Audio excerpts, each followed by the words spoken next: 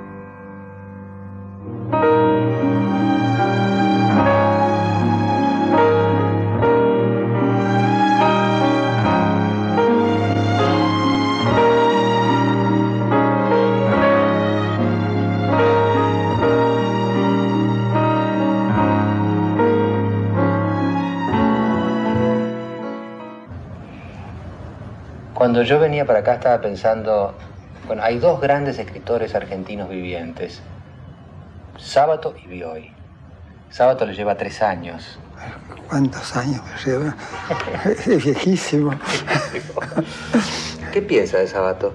Bueno, es un muy buen amigo y creo que es un bastante buen escritor.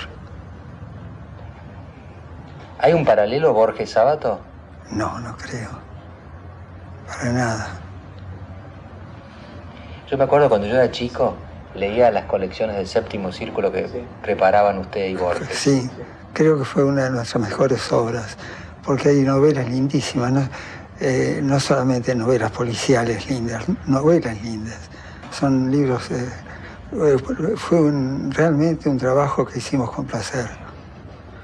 Además están muy bien traducidos. Bueno, eso a veces, no siempre, pero en fin. Eran libros que aún no muy bien traducidos eran espléndidos. Yo le voy a decir una cosa como lector, simplemente, ¿no? A mí de Borges, lo que más me impresionó fue la poesía. Está bien. A mí me parece que es un gran poeta, Borges.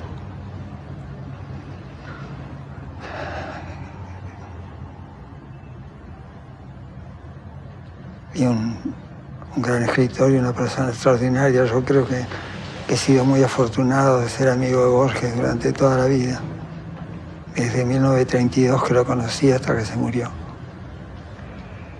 Usted, por ejemplo, si uno toma estas vidas, ¿no?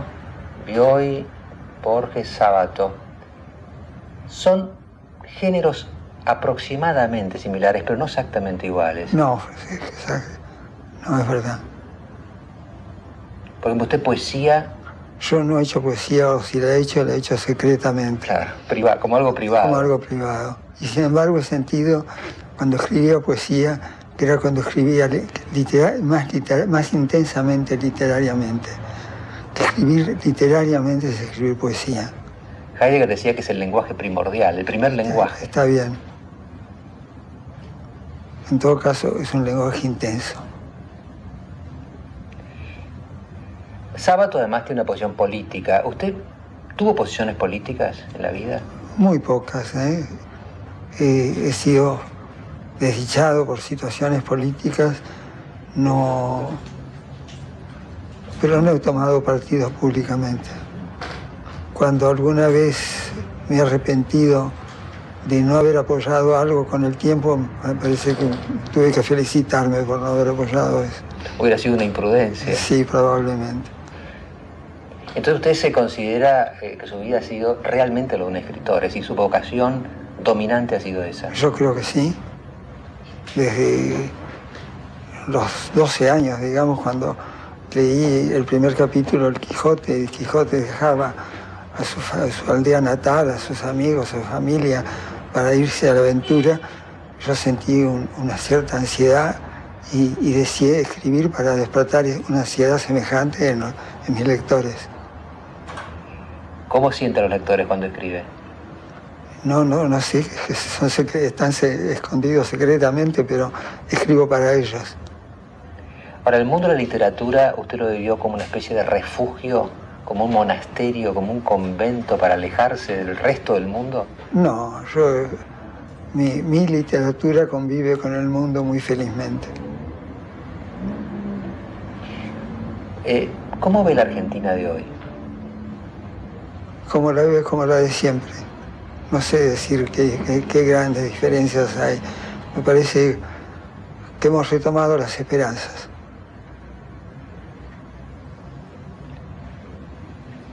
Esta casa era de los Ocampo, ¿no es cierto? Sí, en la familia de mi mujer, de la madre de mi mujer. Hizo un piso para cada hija. Uno para Silvina, otra para Victoria. Sí, otro para Angélica y otro para Rosa. Y otra para Pancha, Francisca. ¿Que toda la casa? Toda la casa. ¿Qué contraste notable hay entre Silvina y Victoria, ¿no? Una sí. Tan reservada, otra tan pública. Sí, tan pública, tan autoritaria. Casi no tenía amigos, sino súbditos, Victoria. Silvina era todo lo contrario. Ahora, sin embargo, Silvina, las pocas cosas que uno le conoce escritas son de una altísima calidad. Creo que sí. Yo creo que alguna vez Victoria se sintió triste por pensar que a ella la veían como una directora de una revista y como una editora, y a Silvina como una escritora. Eran dos vocaciones distintas en realidad. Dos vocaciones distintas.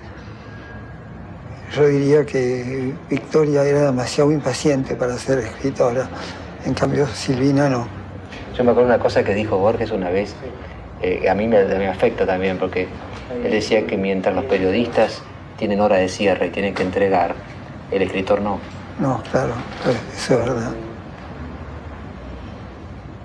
No sabemos cuándo tenemos zona de apertura, más bien, la del cierre no llega.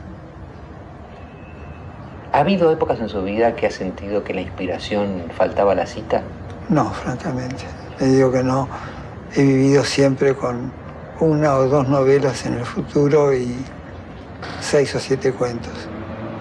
Así que siempre estaba como atrasado. Siempre digamos. estoy atrasado. Por fortuna, esa ha sido mi ansiedad y no otra. ¿Y en qué está atrasado ahora?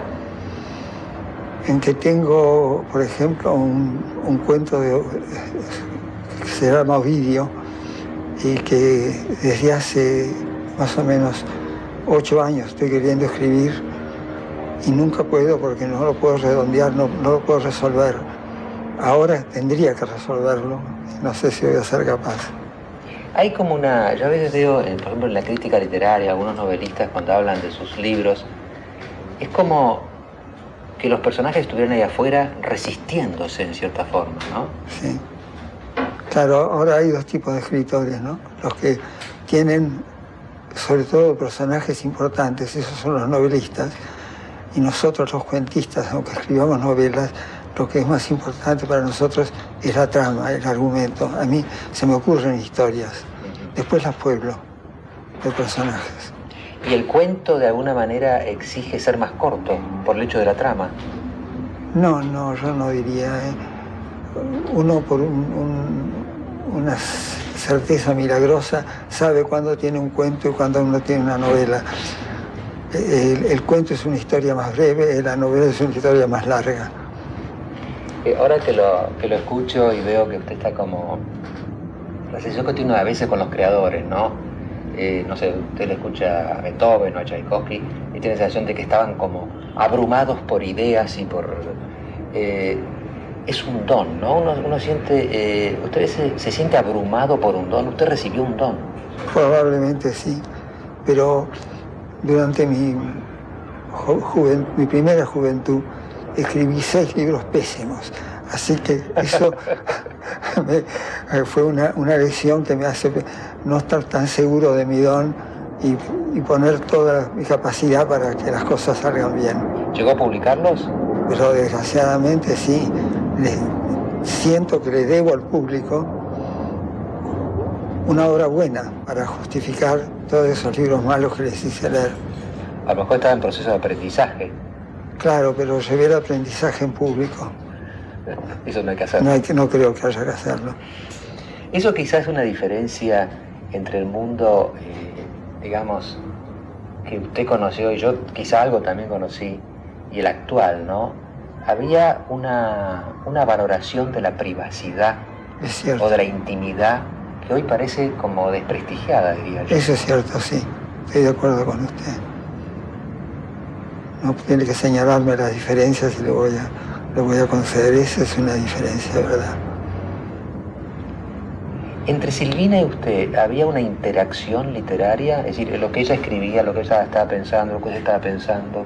No, antes de publicar siempre nos hemos dado lo que hemos escrito para que el otro lo leyera y lo probara. Ahora me falta eso. Como me faltan muchas cosas.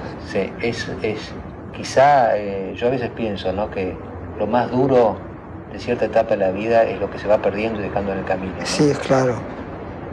Es como, yo muchas veces he pensado que la vida es como una columna, una pirámide, con una base ancha que están los amigos de los amigos, los parientes, y al final la cúspide en que está uno solo, esperando un acto que va a ser solo y que uno no decía que Yo llegue. me acuerdo una vez cuando murió el último de mis tíos Grondona, quedaba uno. El otro me dijo, ¿te das cuenta que solo quedo yo? Está bien. Y bueno, mi familia hoy en día son 3 nietos y yo. 3 nietos de usted. Sí. Claro, lo de Silvina fue de alguna manera, en fin, hay cierta lógica, cuando uno vive con otra persona, alguien va a morir primero, ¿no? Sí, es claro. Lo de Marta fue, ¿cómo llamarlo? Cruel. Y yo creo que sí. Fue un golpe que me parecía imposible sobrevivir a ese golpe. ¿Y cómo lo ve? ¿Desde qué enfoque? Porque hay gente cuando recibe golpes muy duros, quieren encontrarle un sentido, otros buscan una justificación providencial. No, para mí no, la vida no tiene sentido, es un azar. Y esa vez el azar fue muy duro conmigo. Yo sigo viviendo porque tengo, en fin, cosas que escribir. Yo creo que ese es el secreto de por qué sigo viviendo. La vocación lo sostiene. Yo creo que sí. ¿Usted llamaría a eso un sentimiento trágico de la vida? No. No sé. Es un sentimiento imparcial de la vida. Ahora, hay que ser muy fuerte para vivir así, digamos, una especie de agnosticismo. ¿Usted sería agnóstico? Sí, soy. Es decir, que no sabe. Lo sé. ¿Y no sentía a veces la necesidad de respaldarse en algo? No. A lo mejor hay una soberbia en mí. No lo he pensado, pero puede ser. Una fortaleza. Ojalá. Hoy en día tanta gente, fíjese que en este mundo que vivimos, tanta gente está buscando nuevas formas religiosas, a veces que vienen de Oriente. Sí, los miro con asombro. ¿Por qué se asombra? Porque por lo menos digo que diferentes de mí, yo me arreglo solo.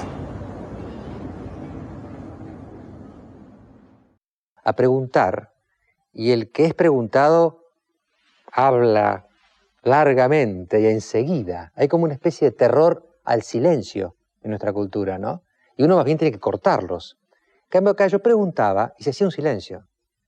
Y yo no sabía si iba a decir más hasta que me empecé a dar cuenta que Bioy, cuando habla, también escribe. Es decir, elaboraba lo que iba a decir y lo sacaba en limpio. Cuando yo le pregunto, por ejemplo, un sentimiento trágico de la vida, yo diría imparcial. Y está lleno de este tipo de pepitas de oro, el reportaje, que son enseñanzas, aunque él no las quiera dar. Nos quedan ahora otros 10 minutos de diálogo con Bioy, donde quizás está la parte más dura. El final del otro también tuvo una parte muy dura. En esa punta de la pirámide, el que se arregla solo en su actitud frente a la vida y a los 80 años, habiéndole pasado cosas como perder su mujer y su hija única en muy pocos meses de distancia una de la otra. La mesa está tomando sus notas y nos va a ayudar a entender después. 10 minutos más de Bioy Casares. Estaba hojeando el último libro de Bioy, Memorias. Y fíjense ustedes, primero está esta tapa a caballo. Un gateado. Un gateado. Y esta otra tapa, esta otra foto interior, el casco de la estancia de Rincón Viejo, donde pasó su niñez, su juventud, su madurez, todo. Bueno, estuve 6 años trabajando en el campo ahí. Y yo pensaba lo que usted decía en este momento, por ejemplo, esa especie de estoicismo. Lo veo como el estoicismo de aguantarse un poco la mala suerte, ¿no? de la vida. ¿Sabe de qué me acordaba? Me acordaba cuando Mallea, en la historia de Pasión Argentina, habla del sentimiento criollo de la vida, ¿no? Así, la exaltación severa de la vida. Está bien. Y lo veía como un criollo usted, porque...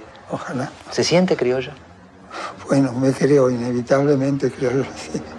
¿Sabe que yo he visto, por ejemplo, en los programas de televisión que hacemos, a veces viene gente muy humilde, que pasa terribles tragedias, como por ejemplo el caso Carrasco, el padre, y tienen esa actitud criolla de, ¿cómo lo puedo decir?, de sobriedad frente al dolor, ¿no?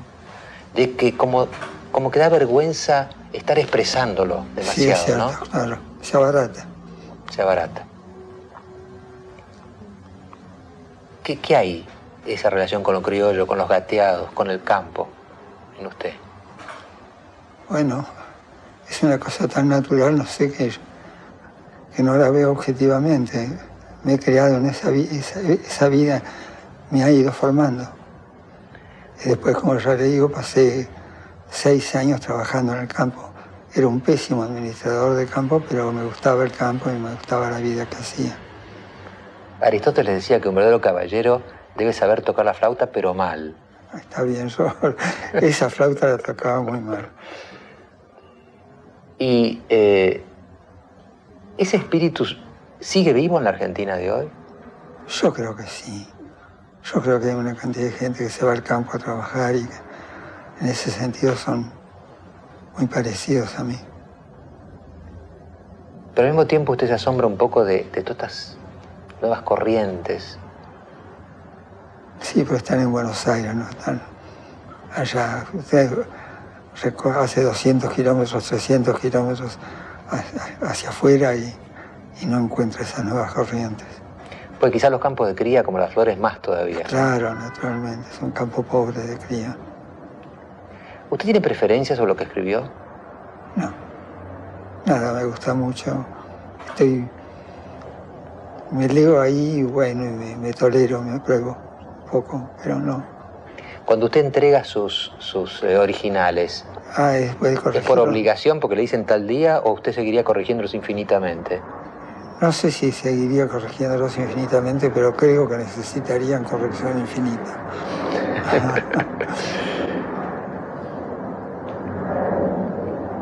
Este es un primer tomo de las memorias. Sí, dentro de unos años aparecerá el segundo y el final. Y el final. Y el final. Abarcando toda la vida. Toda la vida, sí.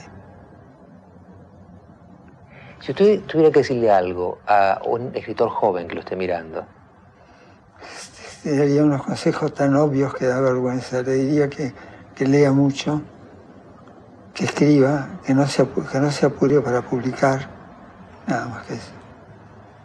No, hay una frase inglesa, to rush into print, que no sea lo que le haga eso, que no se apure en publicar. Que no corra la imprenta. Que no corra la imprenta, ¿sí? Porque parecería que la primera preocupación que tiene es publicar. Bueno, yo creo que son errores. Bueno, por lo menos no es como Sábato, que se la pasaba incendiando sus manuscritos, ¿no? No, yo no he hecho eso nunca. Tampoco los he desaprobado a tal punto como para quemarlos. Es algo que, en fin, pienso que todo es corregible, porque casi todo. ¿Siente hoy que vamos a una cultura distinta del libro? Hace poco estuvo Eco por acá, por ejemplo. La idea de que la pantalla, el juego electrónico, la computadora, es como que acotan, limitan el reino del libro. Mire, yo en eso soy optimista.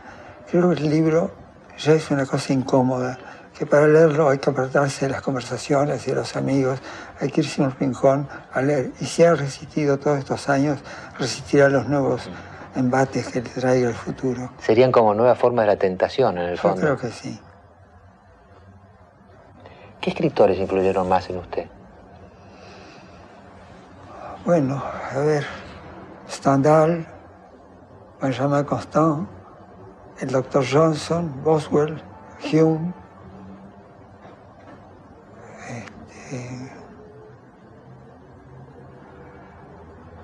escritores argentinos y escritores españoles.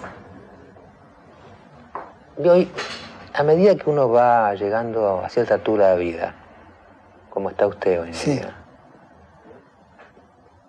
quisiera que la vida siga mucho. Eso es lo que quiere, ¿no? Eso es lo que quiere. Nietzsche decía, esto es la vida, bueno, venga otra vez. Ahí está. Yo lo diría lo mismo y si fuera la misma vez sería mejor que fuera larga. ¿Usted la vivió con la sensación de que es como una única oportunidad?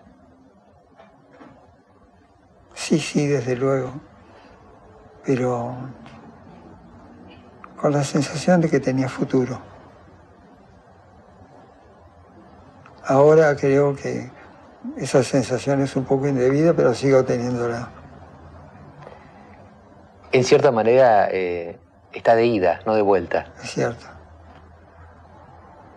Y el sentimiento que se tiene al final, es decir, un sentimiento de gratitud, un sentimiento de dolor, de tristeza, de amargura, de alegría. No, yo diría que en definitiva es un sentimiento de esplendor de la vida. Que a veces uno no ha sido digno de ella, pero en general ha hecho lo posible por ser. ¿Siempre tuvo un ánimo optimista? Creo que sí, que tengo una inteligencia pesimista y un ánimo optimista. Sí, su ánimo lo salva de su inteligencia. Me salva de la inteligencia, probablemente. ¿Esa era la misma fórmula de Borges? Yo creo que tenía menos ánimo optimista que yo. Quizás había esperado más. sí. Había dejado que los pensamientos lo amargaran, que lo convencieran de que todo era en vano. Ahora, ¿cómo se vive ese contraste, ¿no? Que en el fondo todos lo tenemos un poco, ¿no? El razonamiento frío lleva a, quizás, a un absurdo, ¿no? Es decir, está en Shakespeare, en todos lados hay pasajes que uno lee y, bueno, parece que la vida es como Sartre dijo, una chispa entre dos nadas, ¿no? Como algo totalmente absurdo. Y sin embargo, el ánimo está ahí. Está ahí, bueno. Por suerte. Por suerte. Porque nos toca vivir. Es como la fuerza de la vida. Es como la fuerza de la vida, claro. Ahora, esto sería un poco ya las últimas preguntas. ¿No sintió usted alguna vez, no sé llamarlo la tentación o la tendencia a encontrar justificaciones racionales, a encontrar explicaciones, a encontrar respuestas? No, yo tenía siempre la sensación que no la sabía, que no iba a encontrar nada por ese lado. Era como inútil. Como inútil. ¿Y su formación habrá sido cristiana, supongo? Sí. Como la de todos. Sí, claro. Primera comunión y todo eso. ¿Y ya de chico, qué le parecía todo eso? El día después de la primera comunión, o el día de la primera comunión, jugando a la pelota en el fondo de mi casa, mi amigo Drago Mitre me dijo: espero que no hayas creído todos los embustes de los curas. Y yo sentí que era una revelación eso, y acepté inmediatamente. ¿Le abrió los ojos? Sí, sí, desde entonces fui feliz porque en esos días de la primera comunión realmente estaba muy agobiado por los pecados, ¿no? ¿Era Enrique Dragomitre? Enrique Dragomitre. ¿Cómo queda esto como mensaje? Estoy pensando ahora en la persona que está mirando. ¿Qué mensaje le damos? ¿Qué mensaje? ¿O no hay que dar mensaje? Yo creo que no hay que dar mensaje, sobre todo en este momento que no tengo ninguno que darle. Pero uno sí. Que se ajuste el pantalón y que siga derecho. Que siga derecho. Que la vida circunstancialmente es generosa. Quiero decir, le da generosidades diarias así. Y de ellas tenemos que vivir. Creo que Borges dijo una vez, cada día es una vida, ¿no? Es verdad.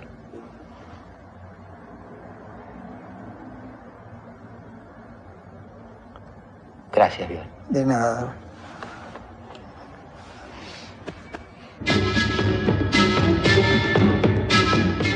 Acá tenemos un cura también en la mesa. Estamos, señor Casareto, entre los que van a analizar el mensaje de Bioy, pero yo no sé si usted tiene la misma impresión que yo, ¿no? Qué personalidad. Qué personalidad casi desgarradora, que no tiene ayudas, no quiere ayudas, se arregla solo. ¿Es posible eso? ¿O es un ser excepcional, totalmente distinto de todos nosotros? En el próximo bloque, la discusión sobre el mensaje o sobre el no mensaje de Adolfo Bioy Casares. Yo le decía que había un cura, acá estamos, señor Jorge Casareto, y son fuertes las palabras de Bioy, ¿no? Como una especie de revelación a la hora de la comunión, a la cual le fue fiel. Eso, a mí me impresionó mucho todo el reportaje, todo lo que dice, me parece de una austeridad. Yo le decía recién antes de comenzar el programa que he tenido muchos profesores así, son estos hombres de fin de siglo pasado, ¿no? Con esa formación tan estoica, tan austera. Y yo pensaba la diferencia, él el día de su primera comunión tuvo una experiencia muy dura, religiosamente hablando, ¿no? Él habla de la culpa, del sentimiento de culpa, del cual por ahí se sintió liberado por una frase de un amigo, ¿no? Y pensaba, como sacerdote, me lleva a una reflexión de cómo transmitimos a veces nosotros el sentimiento de Dios, ¿no? Es decir, por ahí un impacto, una experiencia religiosa mal entendida, cómo puede después... Traumática. Exacto, traumática puede después condicionar por ahí la vida de una persona, ¿no? Pues yo me acuerdo cuando yo era chico, vamos a ver, tengo un poco menos de años pero igual, cuando yo era chico, toda la meditación del infierno, toda la cosa del pecado, era realmente abrumadora, ¿no? Sí. No, yo tuve una experiencia distinta, ¿no? Yo pensaba, estoy aquí como aquel que se creyó todos los embustes de los curas, ¿no es cierto? No solamente no los creí, sino que los predí. Y realmente bueno, para mí fue una experiencia tan feliz la primera comunión, y tuve esa sensación de paternidad de Dios, ese deseo incluso hasta de dar la vida por Cristo, es decir, era una experiencia completamente distinta, ¿no? Pero, bueno, como estoy acá justamente por la dimensión religiosa, y le agradezco que me llame para esto, porque de las cosas que a mí me interesa sí, no es fácil tenerlo usted en televisión, no es fácil. No es fácil, sí. No, pero yo veo en esta gente, en estas personas como Bioy, del cual tengo realmente admiración, cómo hay lo que Juan Pablo II dice, las semillas del verbo, por ejemplo, en mensajes que no tienen una visión cristiana de la vida, ¿no? Con este hombre que se dice agnóstico, hay tantas semillas, por ejemplo, la búsqueda del misterio, este sentido estoico de la vida, ¿no es cierto? Ese arremangarse, ¿no es cierto? Apretarse el cinturón y seguir hacia adelante, ¿no es cierto? La misma misión de escritor, ¿no? Él por ahí dice que la vida es un azar, que no espera nada de ella, pero por ahí también habla del esplendor de la vida, ¿no? Y un esplendor que él siente, ¿por qué? Porque se siente haciendo bien a los demás, es decir, se siente que tiene una misión que cumplir, que hay quienes van a ser beneficiados de lo que él está entregando. Eso en cristiano lo llamamos caridad, ¿no es cierto? El sentido del amor, el sentido de la entrega por los otros, ¿no? Todos esos elementos me parece que son como las semillas inconscientes de Dios que están en Bioy. Yo a una persona de ciencia agnóstica no la quiero hacer pasar por creyente, ¿no es cierto? Pero si estuviera con él le diría, bueno, mire, usted puede predicar un agnosticismo, pero sin lugar a dudas hay muchas cosas que en usted y en su vida están manifestando una búsqueda de la trascendencia, ¿no? Fíjese que yo extraje un pedacito de otra vez que estuvo Sábato acá en el programa, porque en Sábato hay un sentimiento religioso como menos canalizado, no canalizado, pero fuerte. Fíjense lo que dice Sábato respecto del Evangelio, de Jesucristo, etc. Y creo que en última instancia si uno es cristiano, tiene que remitirse al Evangelio, ahí está todo. Cuando empiezan los teólogos, será porque yo no soy muy inteligente y la teología es muy difícil, pero ya empiezo a dudar. En cambio, cuando veo que lo que ha sido la figura de Cristo, una figura evidentemente sobrenatural, que es todo lo contrario de lo que habitualmente se considera cristiano en el establishment cristiano. Era un hombre que andaba con analfabetos, pescadores, con prostitutas, con recaudadores de impuestos, y que tiene actos de caridad y de bondad tan asombrosa y una fe tan profunda. Eso es lo que a mí me da fuerzas. Después vienen los teólogos y empiezan a plantear, bueno, ¿cómo es posible que exista Dios si un chiquito puede morir de hambre? Un Dios omnipotente, omnisapiente y bondadoso. Y bueno, ahí vienen esos problemas que son muy graves. Pero creo que en el Evangelio están esas grandes verdades. Quizá Marcos Aguinis puede jugar un poco en estos contrastes, ¿no? La actitud de un Bioy y de un Sábato frente al tema religioso. Ambas personas nos llegan profundamente. Son dos, diría yo, formas de expresar una pareja dignidad y honestidad. Tanto en el reportaje de Sábato como el de Bioy, eso nos penetra, una honestidad, y no tienen pelos en la lengua para decir lo que quieren expresar. De ahí que el reportaje de Bioy esté tan sembrado, como decía usted, de semillitas de oro, ¿no? o de perlas. Ahora yo rescataría de Bioy esa honestidad también literaria, que es lo que nos asombra y nos hace gustar de sus textos. En muchas ocasiones Bioy ha señalado que a él las ideas le vienen con gran facilidad, pero las escribe con mucha dificultad. En el reportaje dijo zonas de apertura de la escritura. Es decir, eso él la consigue fácilmente, se me ocurren historias, después las pueblo, pero le cuesta poblarlas. En una oportunidad él comentó que había avanzado una novela hasta la página 160 y la interrumpió y la abandonó porque no sabía cómo resolverla. Entonces, esta honestidad, esta franqueza y este compromiso con la literatura habla evidentemente de una dignidad que es la que admiramos en él. Por otra parte, a lo largo del reportaje, yo diría desde el final, incluso hasta el último tramo, muerte incluida, existe un fluir de un humor liviano, tranquilo, ocurrente. Julio Cortázar, con quienes han sido amigos y se admiraban, al extremo de que Bioy escribió un cuento, Cortázar escribió un cuento donde lo incluye a Bioy, decía que Bioy tiene un humor de liviana eficacia. Y hablando de la muerte, recuerdo una frase de Bioy que decía algo así: qué agradable sería la vida si concluyera antes que la muerte. Es decir, son vueltas muy ocurrentes y finas. Sí, tal cual. ¿Compara a Rodrigo Fesán? Sí, a mí me cuesta mucho hablar poco de Bioy, es un problema que tengo. No quisiera recalcar eso que dice al final de el no mensaje. Yo creo que la función social de un escritor es proveer historias a una sociedad. Eso él lo ha hecho con una brillantez absoluta. Por otra parte, es muy fácil tener deudas con Bioy, deudas placenteras siendo escritor. Yo, como lector, le agradezco esas tramas increíbles. Hablábamos hace un ratito con Cristina, que Bioy ha conseguido cosas impensadas para la literatura, como, por ejemplo, en Memoria de Paulina, escribir el único cuento que yo conozca donde se explica la naturaleza lógica de un fantasma, cosa que ni Henry James consiguió en su momento. Para mí, bueno, El sueño de los héroes es la mejor novela argentina en lo formal, como forma de novela. Y como escritor, yo lo que le agradezco es el ser el modelo de escritor feliz.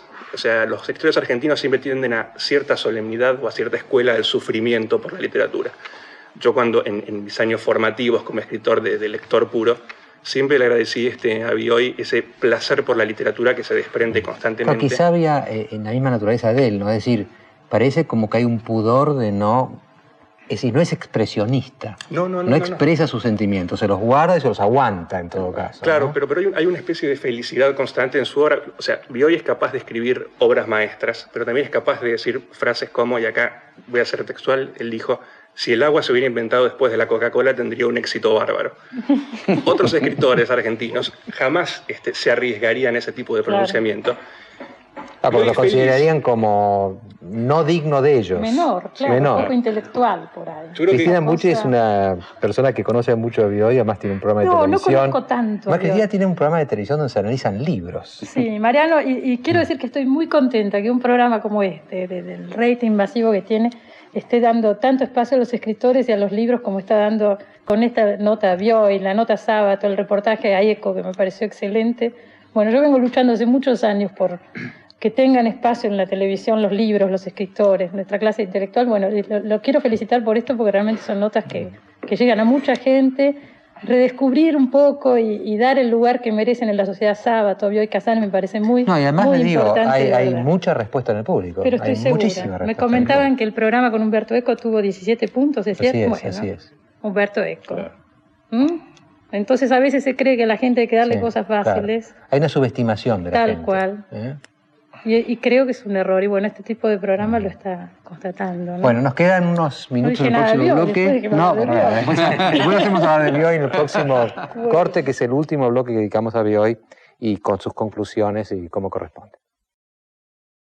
El programa de que no estemos aprovechando toda esa riqueza como semioculta que había en el diálogo con Bioy, ¿no? Que iba lanzando como pequeñas señales y que tratemos de recogerlas acá todos los que estamos en la mesa. Yo les voy a invitar a todos ustedes a que traten de subrayar lo más importante, lo más significativo, y lo ofrezcan en forma condensada a nuestros... No sé quién quiere empezar. ¿Qué quiere? Bueno, se me ocurre Marcos. que Bioy tiene una clara honestidad, integridad y cortesía proyectada en su literatura. Allí aparece esto. Por ejemplo, él rechaza los primeros 6 libros, porque el 7º es La invención de Morel. Sin embargo, él reconoce que en La invención de Morel hay tal sobriedad que ningún elemento se dispersa, se aleja del hilo conductor del argumento, al extremo que después criticó él mismo su novela, diciendo le falta un poco de vida, porque en la vida hay dispersiones. Y otro hecho que debemos destacar también, donde confluyen el humor, la cortesía y la honestidad de Bioy, es el diccionario del argentino exquisito. Sí. Una obra escrita para burlarse de nuestros abusos del idioma. Pero Bioy es tan educado, tan cortés, que incluso en las ediciones posteriores suprimió algunas palabras. Yo recuerdo una palabra que estaba en su primera edición de 1971, que tiene un valor histórico, felizmente. Por ejemplo, la palabra realizarse, que es una invención argentina. En el año 71 él incluye esa palabra y la explica como en un diccionario. Realizarse, 2 puntos. Un general que no llega a presidente no se realiza. Bueno, ¿quién quiere? Cristina, usted que se quedó... Me ocurría, sin... Claro, que me quedé sin hablar. Se me ocurría... Se fue en partidas usted. Me fui en partidas. Se me ocurría un poco un paralelo, porque tanto Bioy como Sábato son modelos éticos en la sociedad. Y se me ocurría que lo diferentes que son los dos, a qué modelo ético diferente responden. Sábato ha tomado un poco el modelo de la ética pública, de la ética social. Y Bioy es un modelo de ética, la llamaría individual. Representa, yo lo veía recién, me conmovía mucho esta nota, porque lo veo representar un poco un tipo de personaje que ya está en extinción, que ya no existe. Con ese pudor, con esa humildad, con ese cuidado del otro, con esa gentileza, ese don de gente, o sea, hasta con ese sentido del humor. Dice cosas profundísimas en un tono liviano, como si no dijera nada. No pontifica en ningún momento. Además se considera a sí mismo un contador de historias. Soy un humilde contador de historias. Jamás le interesó hacer grandes declaraciones, ni políticas, ni públicas. En un momento dijo en el reportaje, las veces que me arrepentí por no apoyar algo, después hice bien en no haberlo apoyado. Es un escéptico también en ese sentido, ¿no? Y bueno, un poco me hacía acordar algunas cosas de Borges. Creo que Borges es más escéptico que Bioy. Es más escéptico. Le veo como un tono... Más triste. Sí, más triste. Y también más cáustico. Recuerdo que a propósito del diccionario del argentino exquisito, Borges dice, bueno, ahora yo sé que ya no soy más ciego, soy un no vidente. Claro. Burlándose de los abusos del idioma. Claro, bueno, esas gracias que tenía un montón. Rodrigo.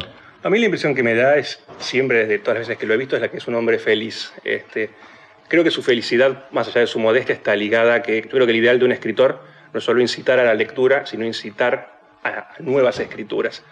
En ese sentido yo creo que Bioy ha sido tal vez el más poderoso de los escritores ¿Usted siente argentinos. que lo incitó a usted? Mi deuda con él es infinita, yo puedo venir todos los jueves acá, no tengo ningún problema, me dan un micro y hablo sobre Bioy. Creo que esa especie de ligereza o de humor o de poder de síntesis, hablábamos, se acerca mucho a la cosa zen, a la sabiduría zen, a un hombre que se ha realizado como en lo suyo, como sin ser un general. Sin ser un general. Sí, y al mismo tiempo siendo mucho más poderoso que un general argentino. Monseñor. Una frase que tomo de lo que dijo, la vida es generosa. Y yo creo que lo puede decir porque le encontró un sentido, ¿no? Bueno, los curas no podemos dejar de caer en la tentación de tirar un mensaje, aunque Bioy no lo quiso hacer, pero me parece que ese es un mensaje muy fuerte que nos ha transmitido. Y pienso en los jóvenes que estén viendo este programa, que muchas veces en este momento uno los ve como carecientes de ideales, ¿no?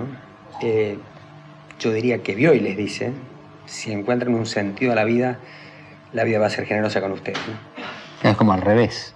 Es cuando encuentra un sentido, la vida se abre la generosidad. Ahora usted, como última pregunta, monseñor, un joven que ve esto, usted desde el punto de vista católico, ¿le parece que recibe una influencia positiva o negativa? Porque también está el tema de los cuentos de los curas, ¿no? Yo por toda esta gente siento admiración en cuanto que son fieles a la verdad que ellos creen que están buscando, ¿no? Yo he tenido, les decía, muchos profesores de este estilo, no sé si siguen existiendo, pero en mi colegio secundario, en la ciudad de Buenos Aires, había mucha gente muy parecida, y yo fui formado por esas personas. Me acuerdo una frase de ingenieros que un profesor me tiró así, y pues yo andaba en la instintiva de la Acción Católica en aquella época, me dijo, mire, de ingenieros dice que la religión es la muleta de los inválidos morales. Era una de esas frases como para dejarlo uno sentado por mucho tiempo. Y sin embargo todo eso fortaleció mi fe, es decir, no veía en esa actitud de ellos más que, bueno, una búsqueda de la verdad. Yo creo que hay que rescatar todo lo que se busque a la verdad en todas las personas. Perdón, tal vez la literatura sea una forma de religión, finalmente. Por lo menos es un meterse en el misterio, ¿no? Es un tratar de buscar la trascendencia, Sí, y creo que además es una forma de entrega a algo. Un cierto intento. Y hoy cumple una función tal vez sacerdotal en difundir el mensaje, ¿no? Es la búsqueda de la verdad y llenar de dignidad y sentido a la existencia. Seguro. Esa es la literatura. Yo creo que no es necesario consentir para admirar. En algunos segundos trato de resumirlos a ellos. El Bioy que yo vi en su casa cuando lo fui a ver, en esta pantalla que volvimos a mirar ahora, es un personaje, me parece a mí, que a mí lo que me recordaba era Nietzsche. Es decir, la idea de que la vida está ahí, es como es, a veces absurda, a veces esplendorosa, a veces trágica, y hay que asumirla así, sin agregarle nada, sin usar muletas, sin usar ilusiones, vivirla.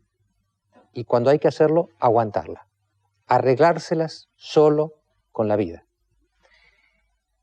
Esto me hacía acordar a otro escritor que hay ahora, que es muy importante, se llama Taylor, un canadiense, que dice que todo lo característico de este fin de siglo, él es un hombre de fin de siglo, de principio de siglo, es la búsqueda de la autenticidad. Es decir, que cada uno sea como es, que no se afeite, que no se ponga cosméticos, que no se oculte, que no se disimule detrás de un personaje, de una careta.